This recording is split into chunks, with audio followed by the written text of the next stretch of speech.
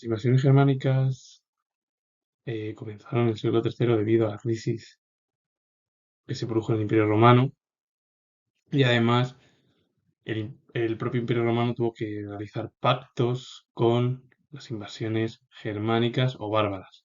Y con ello también apareció un nuevo reino, el reino visigodo, que se instauró en la península ibérica, con nuevas instituciones y una herencia cultural.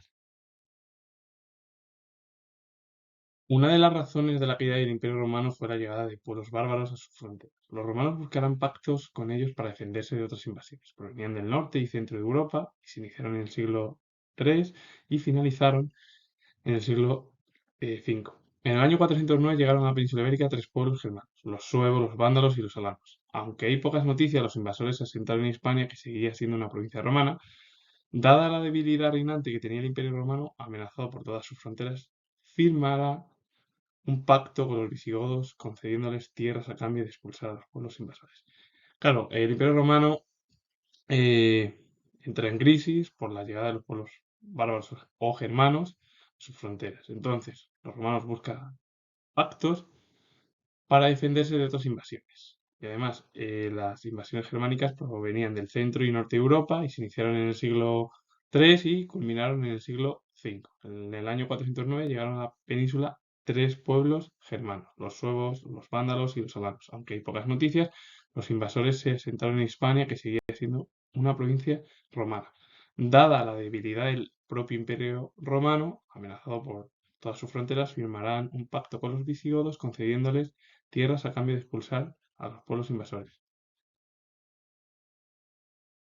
Los visigodos fueron los encargados de expulsar a los invasores. Este pacto permitía vivir en tierra del sur de Francia. Allí crearon el reino visigodo de Tolosa, hasta que fueron derrotados por los francos y se asentaron definitivamente en la península, estableciendo su capital en Toledo. Eran una minoría respecto a una mayoría de hispanos-romanos, asimilaron la cultura romana en lugar de imponer la suya, y durante los siglos VI y VII los monarcas visigodos intentaron crear un reino centralizado en Toledo. Leovigildo, entre los años 569 y 586, fue el que intentará crear una entidad política y llegará a vencer a las poblaciones suevas. Y también aparte se produce la expulsión de los vándalos. Dos acontecimientos en la configuración del reino visigodo fueron importantes. El primero de todos ellos fue la conversión al catolicismo en la época de Recadero y su pueblo en el tercer concilio de Toledo del año 589 y la publicación de un código de leyes válido para las poblaciones bárbaras y para los hispano-romanos, que se llamó Fuero Juzgo y se publicará en tiempos de Recesvinto.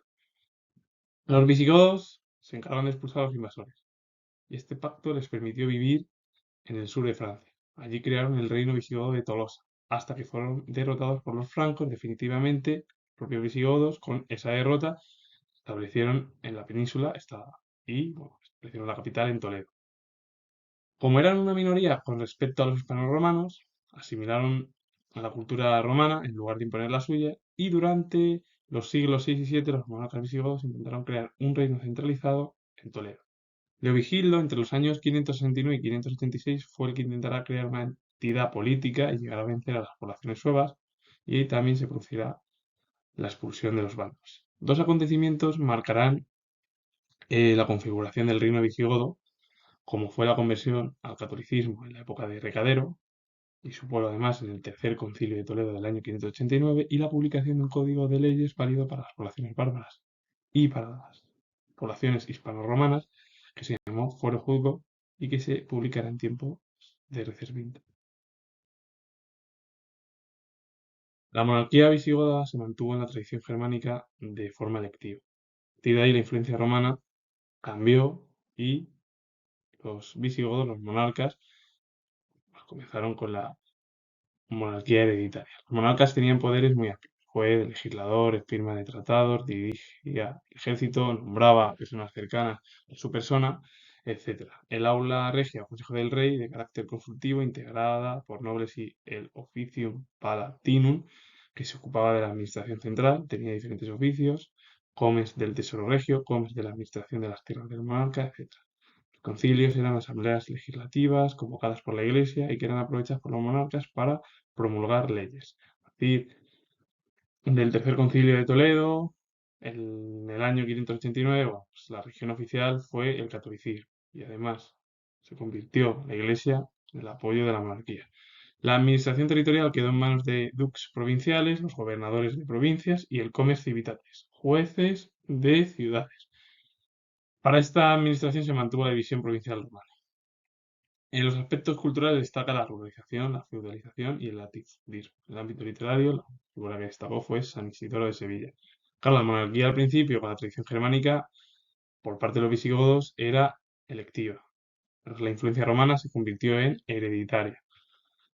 Los monarcas tenían los poderes de juez, legislador, firmaba tratados, dirigía el ejército, nombraba a personas cercanas a la figura del monarca. El Aulea Regia o Consejo del Rey de carácter consultivo, integrada por nobles y el Officium Palatinum, que se ocupaba de la administración central, tenía diferentes oficios como el Comes del Tesoro Regio, Comes de la administración de las tierras del monarca, etcétera. Los concilios eran asambleas legislativas que convocaba la Iglesia y además los monarcas ya aprovechaban para promulgar leyes. Con el Concilio de Toledo del año 589, la religión oficial del reino visigodo fue el catolicismo. Además, tuvo el apoyo de la monarquía. La administración territorial quedó en manos del dux provinciales, gobernadores de provincias y comes civitates, jueces de ciudades. Y para ello se llevó a cabo la división provincial romana. Y en los aspectos culturales, pues destacó la ruralización, la feudalización y el latifundismo. Y la figura más destacada del mundo literario fue San Isidoro de Sevilla. Con ello finalizo. Al final es la evolución de cómo es el reino visigodo tras las invasiones germánicas, la crisis que tiene el Imperio Romano y, bueno, pues las estructuras que deja el reino visigodo que más que imponer las suyas propias, pues, coge la influencia romana. Comentar que tengo el grado de historia, si os ha gustado el vídeo, darle a like, suscribiros y poner comentarios. Saludos, adiós.